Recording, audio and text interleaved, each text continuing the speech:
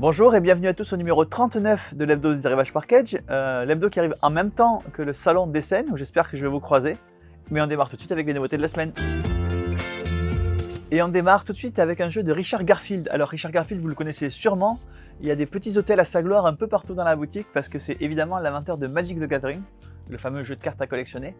Mais il a également fait pas mal de jeux de société à succès, je pense par exemple à Robo Rally, au Great Dalmousie, à King of Tokyo, à Bunny Kingdom et plus récemment à Keyforge. Et là, il nous arrive avec un jeu dans lequel vous allez jouer des vampires qui vont devoir profiter de la nuit pour aller se nourrir dans le sang des humains. Mais évidemment, il faut rentrer au château avant le jour, puisque le soleil évidemment va vous détruire. Comment ça se passe? C'est un jeu de deck building, donc vous allez pouvoir avoir un deck de départ qui vous permet de vous déplacer sur le plateau et donc d'avancer le plus loin possible pour aller collecter les meilleurs humains, les plus gras, les plus pleins de sang. Mais malheureusement, c'est la même ressource de vitesse qui vous permettra et de vous déplacer et d'aller chasser vos proies humaines.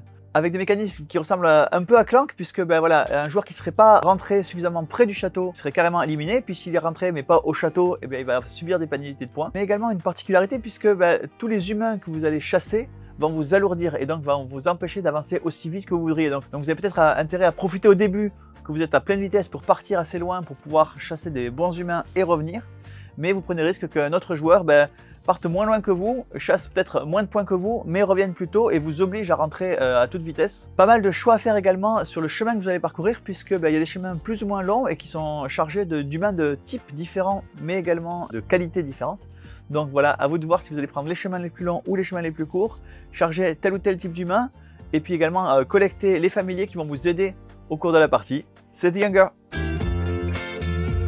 Et on continue avec Living Forest. Living Forest, c'est un jeu de chez Ludonote à la thématique extrêmement naturelle et onirique. C'est assez joli de voir que vous jouez des esprits de la nature. C'est un jeu compétitif et où il y a pas mal de façons différentes de gagner, puisque vous pouvez gagner soit en plantant des arbres, soit en récoltant des fleurs, soit en éteignant les feux qui vont brûler la forêt. Comment jouer à ce jeu-là? C'est un jeu de stop ou encore, c'est-à-dire que simultanément vous allez tourner des cartes, décider de quand vous arrêtez de tourner ces cartes, sachant que vous avez droit à 2 actions et donc plus vous avez tourné de cartes et plus vos actions vont être fortes. Mais si vous tournez 2 animaux solitaires, vous n'avez plus droit à 2 actions mais à une seule. Donc à vous de voir si vous allez prendre le risque d'aller très loin pour avoir 2 actions très fortes, ou si au contraire, vous préférez avoir des actions moins fortes mais d'être sûr d'en avoir 2. En plus des 3 actions qui vont vous aider à rapporter la victoire, c'est-à-dire récolter des fleurs, éteindre des incendies ou planter des arbres, il y a d'autres actions qui vont permettre de collecter des nouvelles cartes. Également une petite dimension coopérative puisque si personne n'éteint les incendies, vous allez devoir prendre des animaux négatifs dans votre deck, et évidemment qui vont amoindrir la qualité de vos actions. Il faut quand même que vous gériez un peu l'incendie de temps en temps,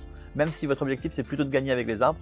Donc voilà, un jeu extrêmement complet, assez joli dans sa présentation, assez riche dans sa stratégie, mais pas extrêmement compliqué dans l'explication de règles. C'est Living Forest.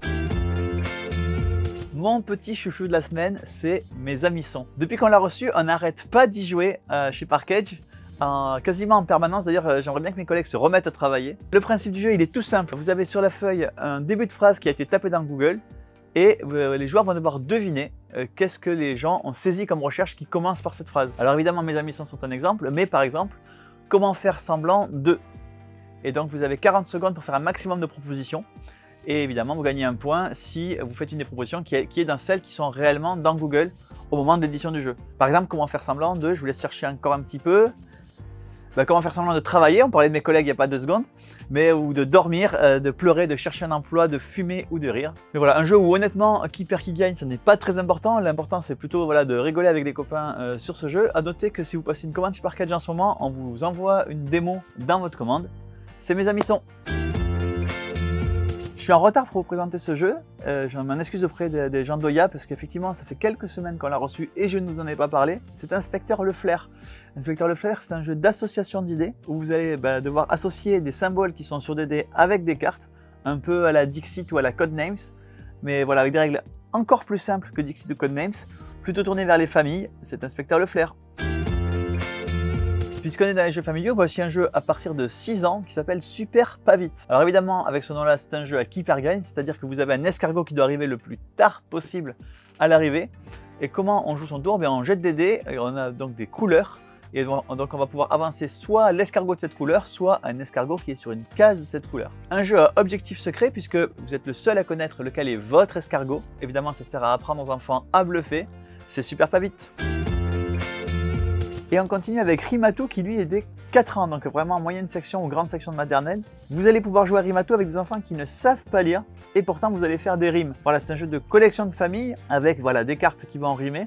Mais toutes les rimes sont associées sur des cartes rappels, ce qui va permettre aux enfants les plus jeunes de jouer. Et puis vous verrez que rapidement ils vont retenir ce qui rime et puis ils vont s'amuser à faire rimer de plus en plus de choses. C'est Rimatou. Ne vous laissez pas piéger par la boîte et ses illustrations extrêmement enfantines. Insomnia n'est pas un jeu pour les tout petits. Insomnia, ça se joue à partir de 10 ans, donc déjà avec des enfants relativement grands ou entre adultes. Le principe du jeu, c'est que vous êtes un petit mouton qui va vouloir sauter la barrière et même la sauter plusieurs fois pour permettre de s'endormir et qui est poursuivi par le grand loup de cauchemar. Un jeu assez fourbe puisqu'on peut faire pas mal de dégâts à ses adversaires. C'est un jeu où vous allez devoir prendre pas mal de risques puisque voilà, vous allez à chaque fois choisir si vous vous arrêtez votre tour ou si vous décidez de faire un tour supplémentaire, quitte à rattraper le grand méchant loup, mais à ce moment-là, il faut le doubler. Au fur et à mesure que la partie avance, il y a des nouveaux objectifs qui vont naître au cours de la partie, donc avec des nouvelles cases spéciales. Un jeu également avec pas mal de prise de risques, c'est Insomnia.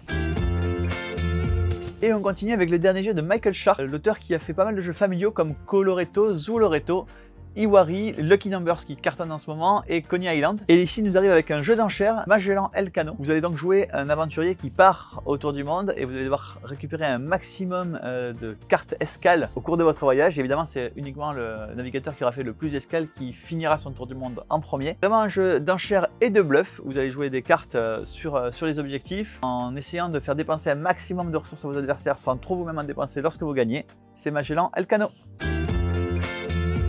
Et on continue avec le dernier jeu de Florian Siriex et Bruno Catala. Florian Siriex et Bruno Catala, on les présente à peine puisqu'ils ont fait une tonne de jeux et notamment quelques jeux ensemble. Et Nicodemus est la version 2 joueurs de Imaginarium. Le principe est quasiment toujours le même. Vous allez pouvoir construire vos machines dans cet univers un peu steampunk, décalé, onirique, avec des illustrations extrêmement particulières qu'on aime ou qu'on n'aime pas, mais voilà, en tout cas qui ont le mérite d'être particulièrement tranché. Ici, un jeu qui se joue à 2 joueurs avec des règles extrêmement simples, c'est-à-dire que soit on joue une carte et on applique ses pouvoirs, soit on utilise cette carte pour réparer une machine. Ça se joue exclusivement à 2 joueurs puisque c'est un jeu à 2. C'est Nicodemus, la version 2 joueurs de Imaginarium. Et avec Lockup, vous allez pouvoir retourner dans le monde de Doulos. Doulos, c'est ce monde dans lequel plusieurs jeux ont été développés par différents auteurs, et notamment cartographeurs et roleplayer, et maintenant Lockup. Dans Lockup, vous jouez le rôle de prisonnier, comme son nom l'indique, et vous savez que le roi va libérer un prisonnier à la fin de l'année, et ce sera uniquement le prisonnier le plus fort et le plus respecté, donc à vous de récolter un maximum de respect auprès des autres membres de la prison. Donc c'est un jeu qui combine à la fois des mécaniques de pose d'ouvriers, puisque vous allez devoir poser vos ouvriers pour participer à la distribution des ressources, mais également d'enchères et de majorité. Voilà un jeu assez riche dans cet univers de roleplayer médiéval fantastique. Vous allez ici jouer plutôt des méchants, donc par exemple les gnolls, les kobolds, les gobelours, les gobelins et les insectoïdes, entre 1 et 5 joueurs puisqu'il y a un mode solo. C'est Lockup.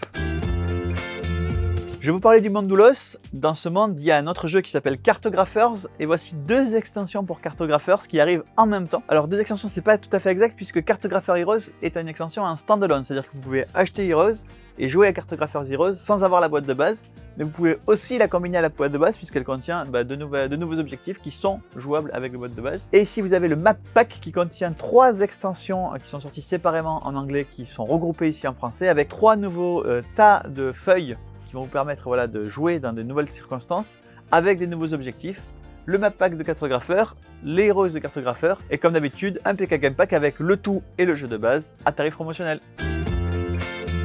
Et on continue avec la nouvelle boîte de Similo, les monstres. Alors Similo, c'est ce jeu de communication que vous connaissez peut-être déjà, où un joueur va devoir faire deviner une carte parmi 12 à ses partenaires de jeu. C'est un jeu purement coopératif. Il y a pas mal de boîtes qui existent déjà, on peut d'ailleurs les mélanger si on le souhaite. Ici la nouvelle boîte concerne les monstres, donc vous allez pouvoir faire deviner des yétis, des hommes invisibles, des petits gris, des tueurs, plein de créatures monstrueuses, toujours avec des illustrations extrêmement familiales. Vous pouvez jouer avec vos enfants sans leur donner trop de cauchemars, à jouer tout seul ou à mélanger avec les autres parce que finalement, est-ce que Napoléon c'est plutôt le Yeti, un petit gris ou un tueur? C'est à vous de les décider.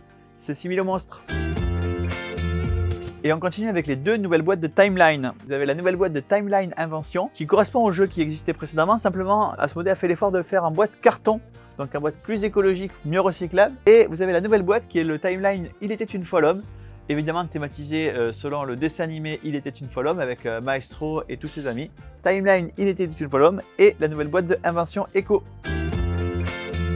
Et une nouvelle boîte d'extension pour Munchkin Warhammer Age of Sigmar, c'est Mort et Destruction. C'est une boîte qui contient 2 nouvelles races, les Flesh Eaters, les Cannibales et les Iron Jaws, et également de nouvelles cartes montures, donc vous pourrez évidemment vous équiper. Voilà la nouvelle boîte de Munchkin Warhammer Mort et Destruction, et comme d'habitude, un PK Game Pack avec l'ensemble de la collection Munchkin Warhammer Age of Sigmar.